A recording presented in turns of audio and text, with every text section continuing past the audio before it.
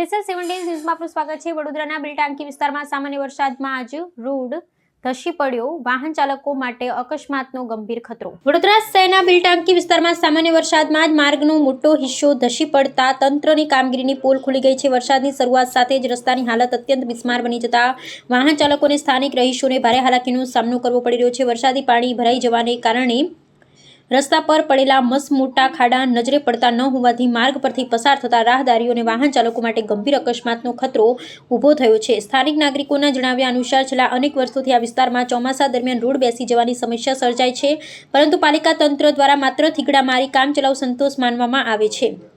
તંત્રની આ નિષ્ફળતાના પગલે લોકોમાં ભારે રોષ છે। નાગરિકોનો સીધો આક્ષેપ છે કે પ્રજા પાસેથી વસૂલવામાં આવતા લાખો રૂપિયાના ટેક્સના નાણાંનો યોગ્ય અને ગુણવત્તાયુક્ત માળખાકીય વિકાસ માટે સદુપયોગ કરવામાં આવતો નથી, જેના પરિણામે પ્રજાએ દર વર્ષે આ જ યાતના ભોગવવી પડે છે।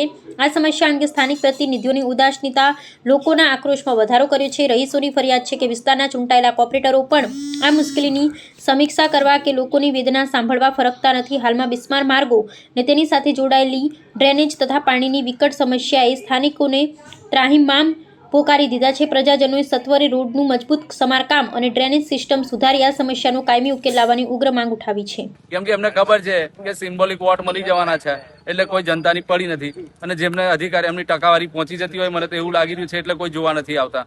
નેતાઓ બી એવા, પછી આપણા અધિકારીઓ બી એવા।